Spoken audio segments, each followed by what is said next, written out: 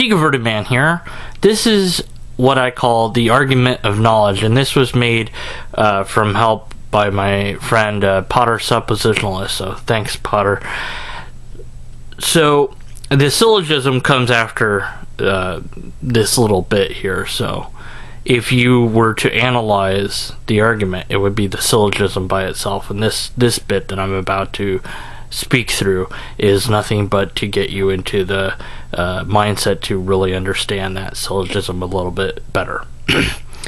So, in doing philosophic arguments, we sometimes get into strange terms and really odd territory, words that we wouldn't normally use in normal, common conversations, and philosophers can ponder if reality is real and what it is to know and if truth is or isn't or even if it's knowable and things like this. So I'd like to just summarize what knowing, the word knowing, means in this particular argumentation, in this context. And for this argument, for this context, knowing is going to be equal to learning.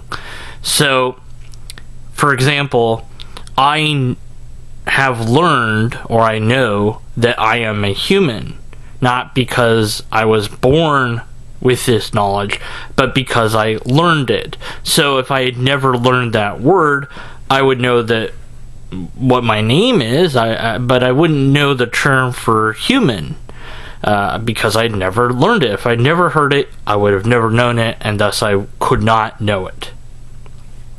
So I want you to imagine, if you would, a child who is brought up devoid of anything but food and drink and being cleaned. This child would have no language, no survival skills, no knowledge of anything whatsoever. How could it? It would be literally unable to know anything about anything ever. Similarly, we could imagine an adult who has known about the world, but loses their ability to sense things around them. They're locked into their mind. They have no eyesight, no hearing, no taste, no touch, no way to speak. They're alone inside their own mind. That would, I would think, most likely drive them mad. But nonetheless, they couldn't know anything more than what they had before they entered into that horrible situation. So the question at hand here is, if there was a thing that we would call God, how would it know anything at all? Now, I don't think that there is a God, but I will tentatively grant that we're going to say that, okay, there's a thing called God, and this argument isn't against the existence of this thing called God, but it is an argument that will show that certain ideas of God are moot. I mean, yes, it's interesting to know that it exists, but it can't know anything. So here we go, with all that in mind. And premise one, and here's the syllogism for you. Premise one, to have knowledge about something, there needs to be an experienced reality to have knowledge about. Premise two, in order to have knowledge of the universe, there must be a universe. Premise 3, God is said to have existed eternally, in many cases before the universe began. In this, premise 4, in this state of affairs, God would only have God to think about. Premise 5, God can not have knowledge about our universe because our universe did not yet exist. And the conclusion is, God cannot know anything about our universe. I would even go further in saying that God really can't think of itself either, because it doesn't even know what it is, and in fact has no way of knowing anything ever. So in this syllogism, God is looked at as a mind similar to our own mind. And if God is anything like that at all, and then it would only follow, due to the rules of logic and also through observation of what we know of other minds, that You can't know anything if there's nothing to know anything about. So this disembodied mind of God could not know anything about anything ever. Now, of course, we need to go a little bit into possible rebuttals. I don't think that there's any rebuttals to the logic itself. That, the only thing that God would have to think about would be God. That's perhaps the most plausibly weakest one. We might not even really need that. We might not even really need P3, to be honest. We might just be able to reduce this down to that in order to have knowledge of something, there needs to be an experienced reality to have knowledge about. There was no experienced reality to have knowledge about, therefore God could not have knowledge of any reality. Something of that nature. Nonetheless, however you want to refine this, and you're welcome to do so, it still makes the same point that if there is nothing to know, then there is nothing to know. Very simple, sort of straightforward thrust. So some counters to this might be, well, but God, in order to be God, has to know everything. Otherwise, it's not God.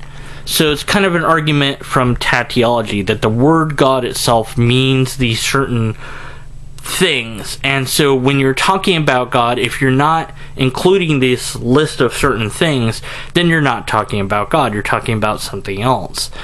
So if I'm to talk about this stuffed cat, there's certain things that I need to say in order for me to be talking about this stuffed cat. This stuffed cat is physical. It is furry. It is gray. It has this little indentation on its nose, and so on and so forth. This stuffed cat is old and has been well loved and looks a lot different than it did just a moment ago.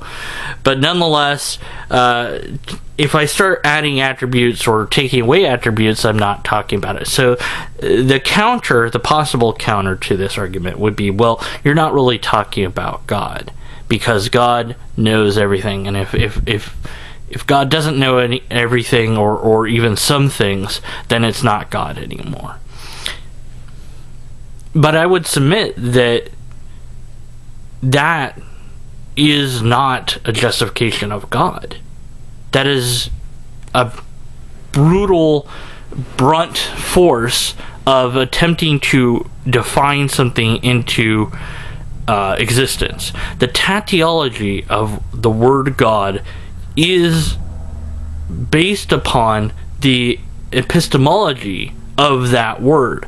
And so you now have to argue a coherent argument that shows that God is really these things. That's very easy to do with my stuffed cat Fluffy, no matter how old he appears to be. How do you do that? But it's not so easy to do with something that you can't just hold up and show everybody, like this God thing, whatever it is.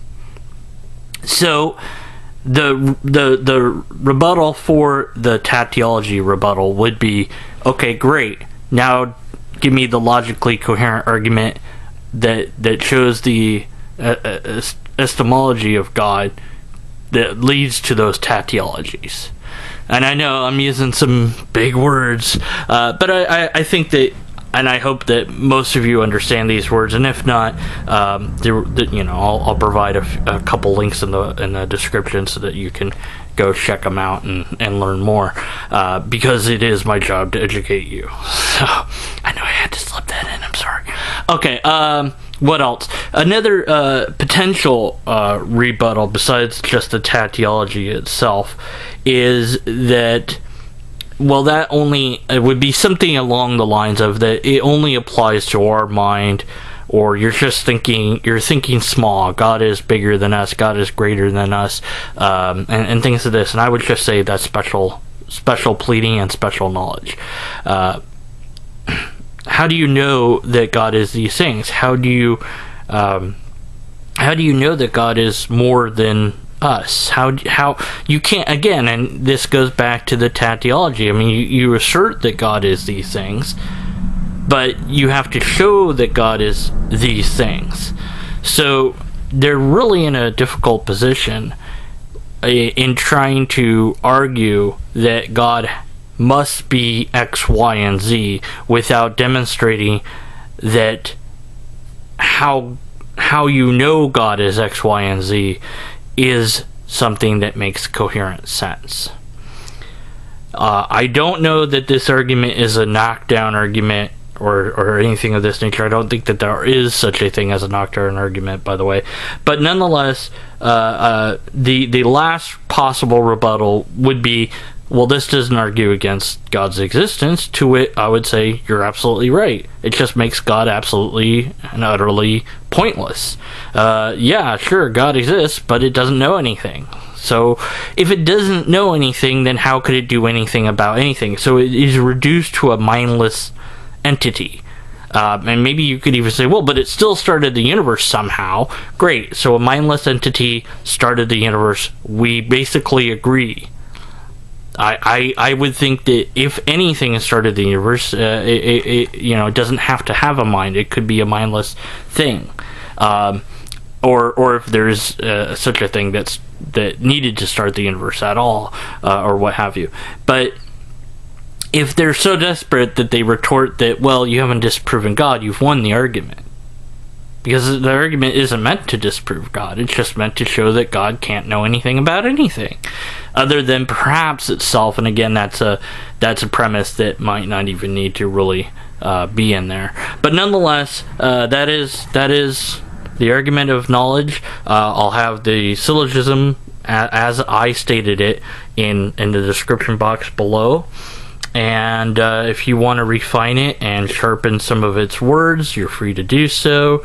If you want to attempt to rebuttal it, you're free to do so. Now, if you want to debate this, I'm more than happy to debate you, but it will be in video format, not in text format. So if you think that you've got a rebuttal to it, I'll say something like, well, that's interesting, come debate me. I'm not, because I'm just not going to engage people in text debates in my comment section. It's just... it's part of my New Year's resolution. I keep forgetting. I keep breaking it. At any rate, thanks for listening, and unless and until we have a logically coherent argument, I'm hoping that you said the rest in your head right here.